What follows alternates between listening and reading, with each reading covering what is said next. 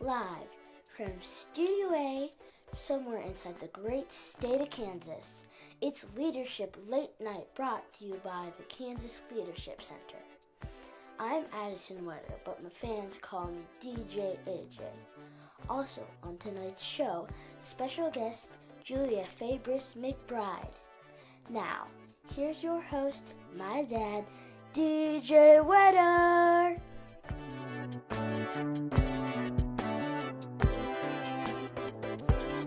Right. Good evening, everyone, and welcome to the first ever episode of Leadership Late Night. I'm your host, DJ Whetter.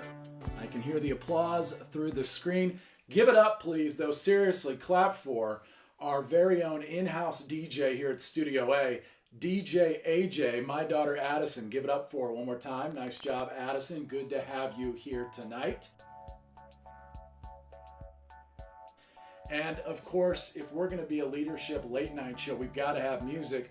But a show hosted by a DJ doesn't have a band, it has a DJ. So we'll be hearing from DJ AJ as much as possible, although her bedtime is coming up very, very quickly.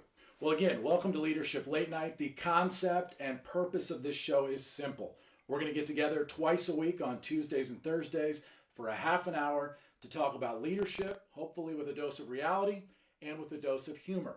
Our hunch is simple right now at the Kansas Leadership Center. Leadership is needed now more than ever in these times. And when the day is long and you've just put the kids to bed, something toward the evening hours might be exactly what you need. And we also think that humor is one of the ways that we start to process and make progress in tough times.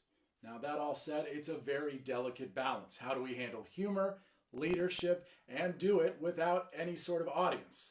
One answer would be laugh tracks. We may need to get some. We'll see how this humor thing goes.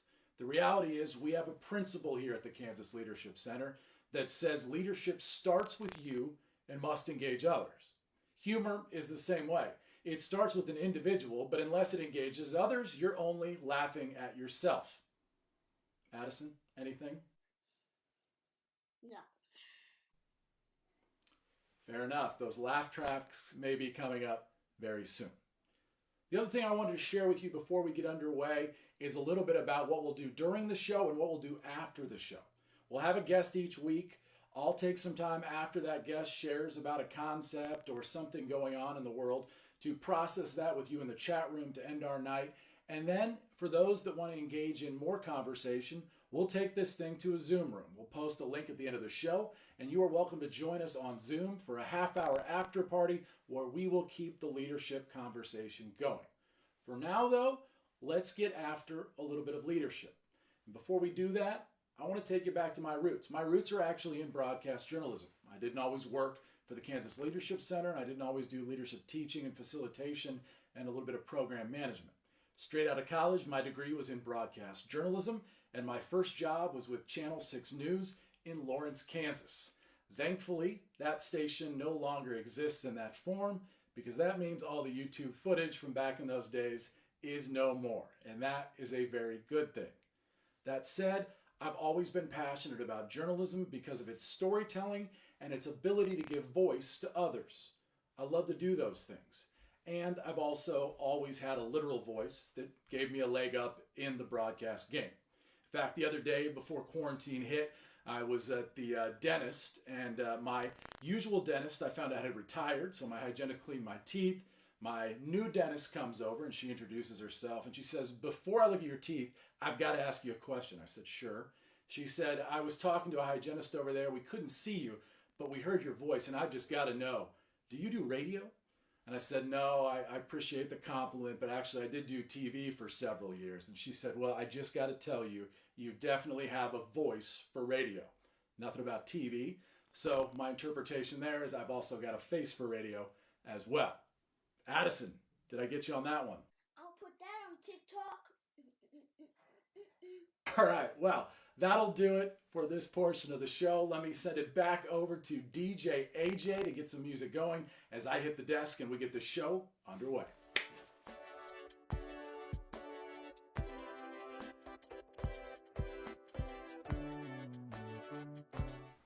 All right, I have made it over to the desk, and welcome again to Leadership Late Night. I've got the headphones on now so I can manage some conversation in the chat room. Would love to get some discussion started here on Facebook Live. Looks like we're up to 37 whole viewers, most of those KLC staff at this point, but I will take what I can get. I've already won my bet with my wife. She said 20 viewers or less. I said I will take that bet. So a big thanks to all of you out there. I want to start off the show by thanking Kansas photographer Jonathan Kessler. He's providing the photo that you saw in the intro of the Flint Hills with the moon rising up our Leadership Late Night logo. And then as always, we've got the KLC building in the background as I hit the desk. Well, this is fun to be with you all for the first time on Leadership Late Night, to sit down at the desk. And I thought it might be appropriate to just kind of start with the competencies, start with the basics. I'm running the show here from my computer, live from Studio A, which is, by the way, just my basement. And so bear with me as I make transitions and we do this thing live. But, you know, at the Kansas Leadership Center, there's kind of 4 competencies we like to look through. And so in a nod to my fandom of kind of some of the stuff that used to go on late night talk shows, I wanted to give us a sort of top 10, but this is a top 4. So these are actual thoughts I've had during quarantine, and they highlight the KLC leadership competencies that we teach at the Kansas Leadership Center. So I think it's a fair question. Is it more dangerous to eat this apple now or to wipe it down with a disinfectant wipe?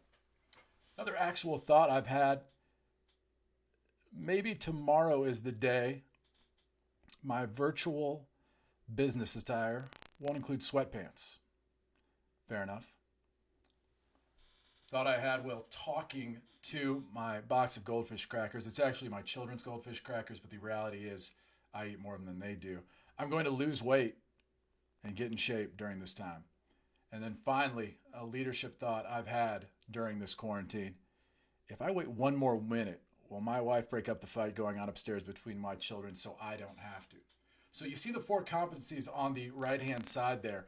Diagnose situation. That's thinking about that apple. Managing self. Will I actually put on something other than sweatpants? Energize others, right? I had to speak to loss. Those goldfish are going to be hurt that I won't eat as many of them, but I'm going to get after it during this quarantine. And then finally, intervene skillfully. This idea of who's going to intervene in my household right now when it comes to taking care of the children. So diagnose the situation, manage self, energize others, and intervene skillfully. Those are the competencies that we talk about at the Kansas Leadership Center. And we believe when it comes to the biggest challenges that we have, when it comes to the main things that we care about, those are the competencies that will help us make progress on the biggest and most daunting challenges we face and seize big opportunities. Now, speaking of daunting challenges, there's no doubt in the world right now we are facing some daunting challenges. The reality is the heat has been turned up. We're dealing with so much going on in this world. And at KLC, we're trying to respond to that by thinking about all the stuff that goes into making progress during these times. One of our experiments is this, experiment right here, going virtual, being present in different ways and doing different things. We've never done something after hours, as I mentioned in the intro. We've never done something late at night. So this is a real test to see, is there an appetite, is there an audience to learn about leadership, maybe laugh a little bit, and do it after night. So each week, as I mentioned, we'll have a guest and we'll introduce kind of one leadership thought. So I've highlighted those leadership competencies. And a reminder, we're going to go to an after party in a Zoom room after this for those of you that want to join. So for those of you that want to continue the conversation about leadership, we'll do that in a Zoom room after this show. And that link will be posted at the end of the show. The other reminder here is that there's a lot of different behaviors that go into leadership as an activity. And so we'll highlight some of those throughout these shows. We'll meet on Tuesdays and Thursdays. But tonight I want to start by looking at what we call the productive zone. So I'm going to throw a slide up here, and I hope this will get the conversation started. What you're looking at is this idea that the productive zone lives in this space between the low end of heat, right, which is our limit for learning, and then the limit of tolerance up at the high end. And in between the limit of tolerance and our threshold of learning exists this space where progress might happen, where we might be able to get after something and actually create change in a system. So you'll notice on the left-hand axis we have disequilibrium, and across the bottom we have time. So often we find ourselves in challenges that really keep us in work avoidance. It doesn't mean we're not busy, by the way. It doesn't mean we're not doing things. We are, but it means that we're often just checking things off the list. My friend Kevin Baumhoff always talks about when his computer went down right before he was supposed to give a presentation. It got him so hot, we call that a technical challenge. He was outside that limit of tolerance. That's that dotted line you see right there. But as soon as he got a professional to help him, he slid right through that space of learning because his computer was fixed. And when he was asked the question, would you like to know how to make sure this never happens again? He said, no, thanks. His problem was fixed. But when it comes to adaptive work, and adaptive work is work where authority is insufficient to help us make progress. It requires us mobilizing other people. That is really where this space in the productive zone lives and where we have to do true adaptive work. And the idea here is for adaptive work to happen, for us to make progress, we're going to have to practice leadership as an activity, regardless of our role. And we're going to have to create some heat. So much like you have to turn on the heat on your favorite soup when all the ingredients are in there. If you don't turn on the heat with all the right ingredients, no change is ever going to happen. You're just going to have mushy soup, mushy vegetables, undercooked meat. Now, at certain points in history, we don't need to add any heat to any system. And I think we're living through one of those right now. We're living through a time when there is so much heat in the system that we actually might need to manage the heat, to bring the heat down at times, and to manage this zone of tolerance and the productive zone. So what I'd like to do is I'd like to bring out our first guest. It's Julia Fabris McBride. She's the vice president of the Kansas Leadership Center.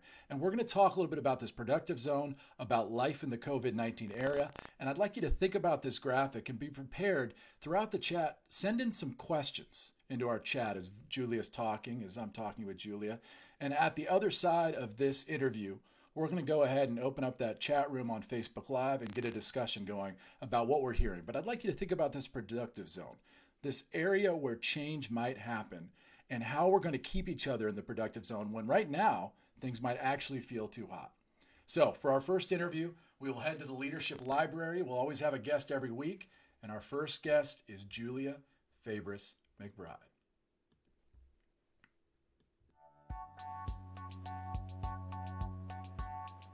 Julia, welcome to Leadership Late Night. You were the first official guest. This must be terribly exciting for you. So please, welcome. Yeah. It is so exciting, DJ Whetter. I am so glad to be here. Well, tell everybody a little bit about yourself to start out here. I'm sure we have an audience that's maybe come across your path. We might have some new people out there tonight. So tell us a little bit about your role at the Kansas Leadership Center. Yeah, my role at the Leadership Center, my title is Vice President, and my role is making sure that curriculum, or like the things we teach, the ways we teach, is the best it can be, and that we have the best possible diverse team of people at the front of the room and in our coaching slots for KLC partners. Your journey to KLC is very interesting, though. Could you tell us a little bit about your journey to ending up in Wichita, Kansas? Yeah, I moved to Matfield Green, Kansas, where I'm talking to you from, in 2006. My husband was a sculptor, and he had, I fell in love and said yes to moving to Kansas. And so we decided back in 2001 that we were moving to Kansas in 5 years, and we did it. And we live on the prairie, and Bill makes art. And living on the prairie and doing a little coaching was pretty good for a few days. And then I started to wonder where my people were. And just about at that time, I met Mary Toller up at Kansas State. Mary introduced me to Ed O'Malley. Ed O'Malley came through Matfield Green on a statewide tour, and we met and we talked, and eventually I was invited to the first class of people being developed to teach and coach for KLC. And then I developed our first coach training program, and along with Tim Link, trained the first people who, and many of the people who are now coaching for KLC. One of my early memories of you and I having a conversation was it was a coffee shop patio. I won't give any free publicity.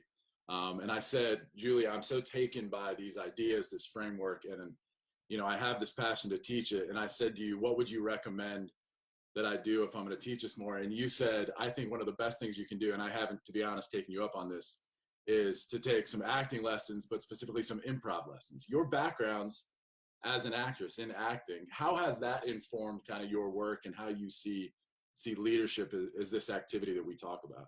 Yeah, I mean, so much of leadership starts with connection or relationship to other people and a sense of purpose. And that is just so, and then being able to act on that sense of purpose in the moment. And in some ways that just describes what you do as an actor. I mean, when I would approach a play, I would look at what's my character's super objective, we would call it. What do I want out of life? And then, what do I want in this particular scene or this particular moment? And how do I intervene with this other person or these other people in order to get that? So there's a lot of this combination of conscious choices and improvisation, or being willing to act. It's got to be conscious and purposeful, and you can't let purposefulness get in the way of just intervening or acting to move the relationship forward. So I think there's just a ton of similarities. The thing that's always stuck with me is this idea of testing multiple interpretations, and that I don't necessarily even need to buy them. I might just rent them. Most likely they're going to make me a little uncomfortable. They might implicate me as in part of the mess. And I think one of the principles, that I've heard you speak to and others in improv is this idea of yes and there is something to just being open to more possibilities that may actually allow us to make more progress on the things we really care about. Yep. Yeah. Yes. Your idea is worth considering, and let's consider this other one that's even more provocative or even more conflictual. Yeah, it seems like so often we play with, well, that idea won't work because, so let's do this idea instead. And there is this reality that in the world of leadership as an activity, and this idea that authority is good but may not be sufficient, that it doesn't have to live in this binary world of either or, that there's testing these multiple experiments along the way. And I feel like this is maybe a time for that as we look at the context we're in currently. Yeah, I mean, we look at that, at the federal level or at the state level, at people having to put out different interpretations of what might happen and what we might be being able to do to intervene. And I've experienced us doing that at KLC as well, like where, we don't know exactly what the world is going to look like for the next few months, or even what it's going to look like on the other side of this crisis. And so we have to, but we can't just sit back and wait for that to unfold. We have to continually ask ourselves, our mission is fostering leadership for healthier, stronger, more Kansas communities. What might that look like right now? What's a possible interpretation of what Kansans need from us right now? And how would we test that? Earlier in the show, we put up this productive zone and spent a little time talking about what it means to be in the productive zone, with the suggestion that there needs to be some disequilibrium. We often refer to that as heat. And there are times where, given the situation and the thing you care about, you have to think about how you're going to experiment and add heat to the system. I think the context right now is maybe not a rare one, but the heat has been given to us. It is very clear that pressure was put on the system by this outside virus. And oftentimes our role now is to manage that heat, to think about how to intervene and even what we can control for the sake of purpose, engagement, and moving something forward. I'm wondering if you had any thoughts in the last few weeks as this kind of time of heat has been put upon us around how we do that. What's our work in the midst of what feels uncontrollable? If the heat gets too high, right, we all just flip out, fight, flee, freeze, flip out. And we need to be really careful to not flip one another out. I mean, to help one another take care of ourselves. And I don't mean just social distancing. I also mean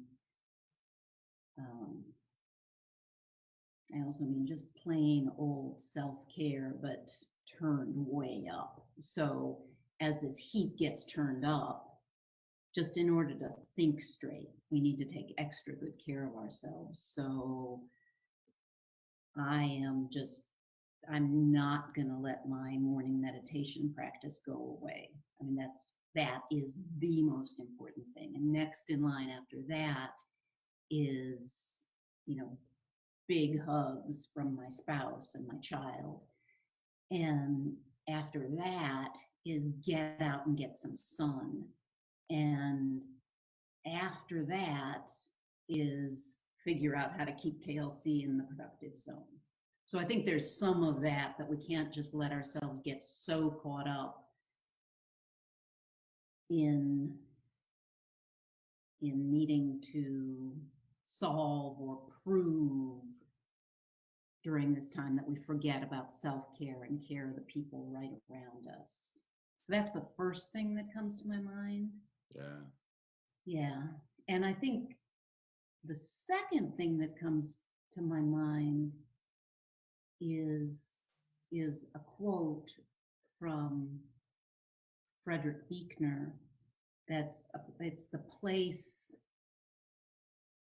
the place God calls you, and God can mean purpose or whatever, the universe. The place you're called is the place where your deep gladness and the world's deep hunger meet. And I think about KLC's deep gladness as an organization is leadership development, teaching, civic engagement, getting people talking. That's our great gladness. And then you got to ask, so what is the world of Kansans and the people, particularly the people we partner with, what do they need? And what I've experienced in some of our online chats is more than learning, they need connection right now. And I think it's on the one hand connection with other people, but it's also they need our good questions to help them make meaning during this time. Hey, what have your last 3 weeks been like personally? So you are a self-described city person at times who lives in a rural setting and commutes usually. That's changed over the last 3 weeks. I'm wondering what that's been like for you. Yeah, I'm at home in Matfield Green. I'm spending more time with, not only those two people that are my close family, but also with cat and dog and chickens. We have some really prolific chickens right now, so we're eating a lot of eggs that I'm really grateful for. We're making a garden. I saw some great progress among the KLC core teaching team and some staff in taking a lot of hours last week digging into our curriculum and thinking about how can we teach these ideas and help people apply these ideas, and be even more effective than we are right now. I also am curious where you're finding humor in the world right now. There's this, we talk about humor in leadership, especially when the heat is too high. We often default to humor because we don't want to deal with what's going on. but it can be an effective tool. And there's been a lot of studies that it's something we need. So what's still bringing you laughter in these times? Well, I mean, the first thing I thought of was as we have this funny little dog, terrier named Charlie Brown, who just like hit all of a sudden, and you don't know why, starts racing around our house and just top speeds. And yeah, that's there. Charlie has no idea. Charlie's happy. More people are home more often. And then I'm also finding humor, and I'm so thankful that we're able to find the humor in this, in the things that my small family fights about. Mm. My kid at some point decided they were going to deny me the small fork that I like, as opposed to the big dinner fork. So when they set the table, they put that big fork down there, and every night I have to get up and go get the small fork that I like. And, I could get really mad about it, and we play at getting mad about it. And we play this performance of getting the little fork every night. I love it. It's fun. It's good. And there's some routine in that, some normalcy in that. Routine, yeah. So there's humor in the routine. Yeah, and when it feels hard to control anything else, I can control what fork I give to mom before dinner. I mean, yeah. Well, Julia, it's been a pleasure as always. We get to do this a lot over the phone and in person, but we're doing it in front of Facebook Live. So thank you for being the first guest ever on Leadership Late Night. And if this thing works out, you can be the first return guest too at some point. I want to be the first return guest. All right, go for it. Deal. All right, Julia Fabris McBride, everybody, thank you for joining us. We'll be right back after this break.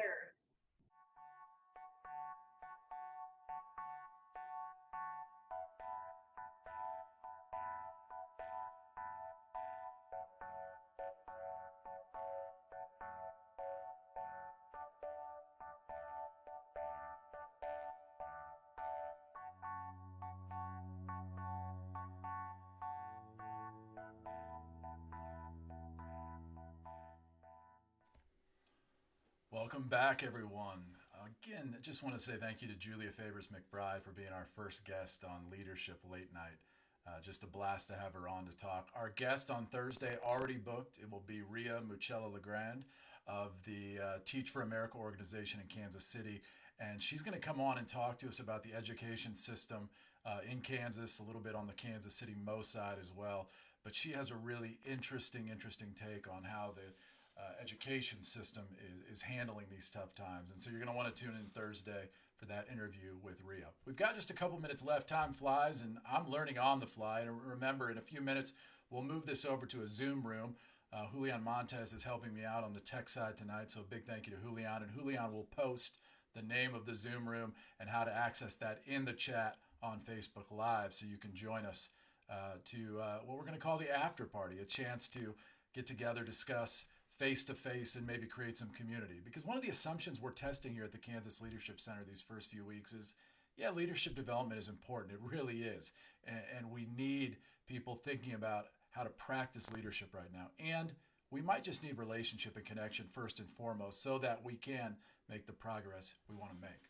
So as we close this thing out, let's throw that productive zone back up there, and I'm going to add a question to it. In fact, that question has gone up in the chat. And that question is this: is you think about the productive zone, where are you seeing people in the productive zone currently? And I'm looking over at the chat right now, and there's some great ones already. Emily Eastman Bradbury: I'm seeing amazing work by the newspapers of Kansas. They are being squeezed by the decline of advertising revenue due to business closures, but are doing an amazing job informing their communities to help keep their readers safe. Our schools, says Tammy Simons, our schools implementing continuous learning is definitely inside the productive zone. A couple of you have mentioned humor, and I don't know if we provided any of that tonight, but there was an attempt made.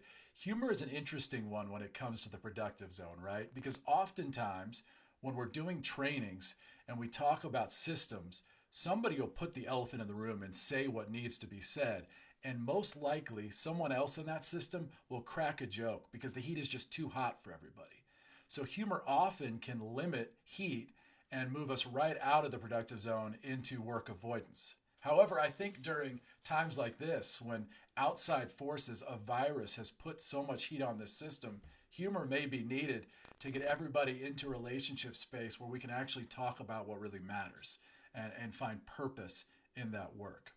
Well, again, this was an experiment, and it was an experiment in just figuring out what it might mean to be live with you all, to take some questions, to interview a guest, and to really think about what it means to practice leadership in the time of COVID-19, and to do it at a time maybe after the kids are in bed, maybe after the work is done, maybe after you're able to step away and think about things. So the experiment continues.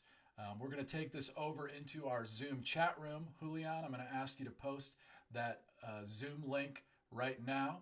And in just a few minutes, we'll turn on that Zoom room. You can get into the waiting room, and we'll continue the conversation face-to-face for anybody who wants to join. That said, one final thing. I think the thing we need more than anything right now is hope and signs of progress. And the reality is, even in tough times, even when we know it's bad and is likely to get worse, we can find signs of hope. I'm going to ask you to participate in this little experiment moving forward that you might send in, and we'll post on social media in the coming days how you can send in videos. But I asked some friends, some family, and my friends and family at the KLC staff to provide some signs of hope that they're seeing around the world currently. And so tonight, I give you that as we head out. Thanks for joining us on our first episode of Leadership Late Night Live. I hope to see you in the Zoom room. Good night.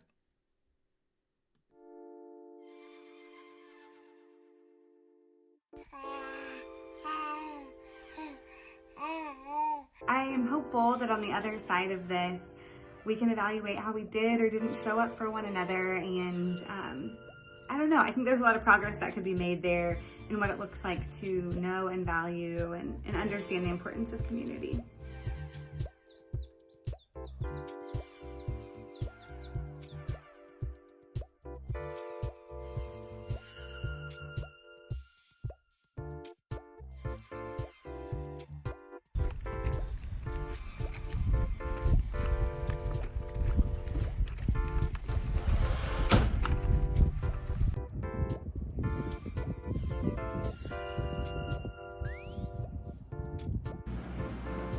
I'm enjoying lunch with the kids from my lunch table at school.